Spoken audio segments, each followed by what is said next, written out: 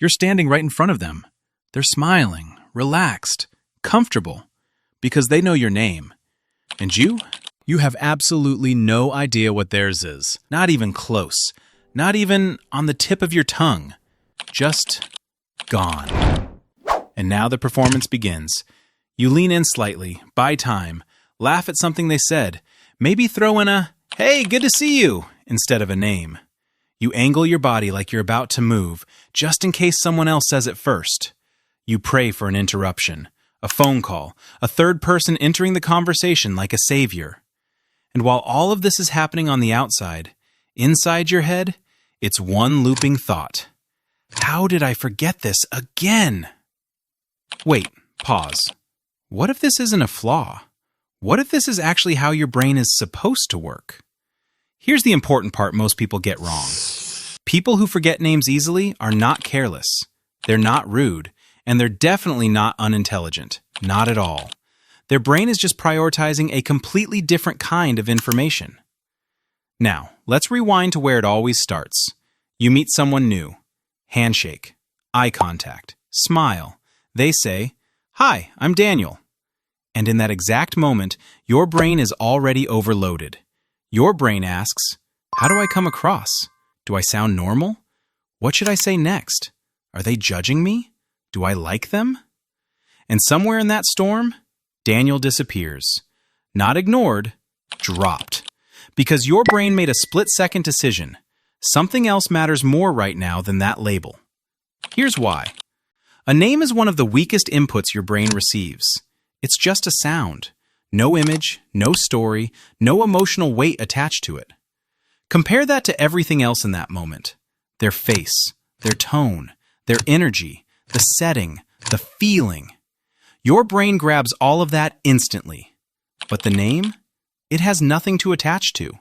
So it slips. And then comes the strange part. You see that person again later, and you recognize them immediately. You remember exactly where you met.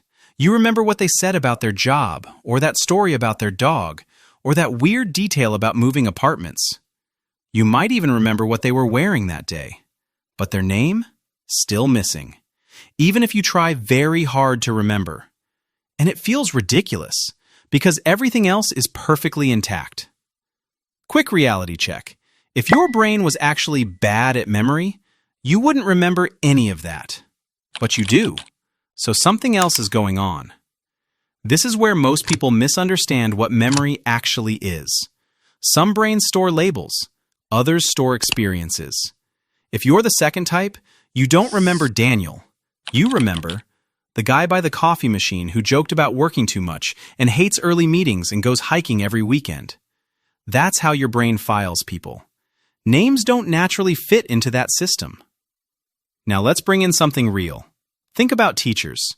There are teachers who can tell you exactly where a student sat, what grades they got, what kind of personality they had, even what their career goals were years later. But ask them the name? Nothing. Or it hits them randomly the next day while driving. That's not failure. That's selective encoding. Or take this. You meet 10 people on your first day at a new job. Handshake after handshake. You try to lock in the names. You repeat them. You attach them to faces. And deep down, you already know. This isn't sticking. Because your brain is busy handling pressure, not storing labels. And sometimes it gets even funnier. You talk to your neighbor for months. You know their routines, their dog, their stories. And one day you realize you never actually learned their name. So you ask. And they laugh so hard it saves the moment. Some people solve it differently. They just say it up front. Hey, I'm terrible with names. You'll have to tell me again. And instantly, the tension disappears. Because honesty beats performance. Every time. But here's the part that carries the most weight. Most people who forget names feel bad about it. You see it in that micro-expression, that half-second pause when someone uses your name, and you can't return the favor. And you imagine what they're thinking. I didn't matter enough to remember. So you compensate. You become extra friendly. You avoid names completely. You build entire sentences just to dodge that one word. And yet, ironically, These same people are often the ones who remember the most meaningful things. They remember how someone felt when their project failed. They remember who gets quiet in group conversations. They remember small details others forget completely, like the color of someone's car, or the exact story they told weeks ago, or the weather that day. They remember people, just not their labels. There's even a pattern here. People who struggle with names are often highly associative thinkers. They connect ideas, emotions, patterns. They remember stories like threads, not like files. So when you ask them for a name, you're asking for the one piece of data their brain considers least useful. And then there's something even more subtle. A lot of chronic name forgetters are internally active during conversations. Not distracted, just processing. While someone is speaking, part of their mind is already analyzing tone, predicting what comes next, thinking about a response, adjusting socially. So when the name is introduced, it passes through a system that's already busy. It's like trying to save a file while 10 programs are running. And here's the proof it was never lost. Hours later, or the next day, the name suddenly appears. Clear, obvious, almost annoying. And you think, why didn't I have this when I needed it? Because retrieval is different from storage. Your brain had it. It just couldn't access it under pressure. Let's make it even more concrete. There are people who can memorize hundreds of technical terms, surgical tools, software commands, complex systems. No problem.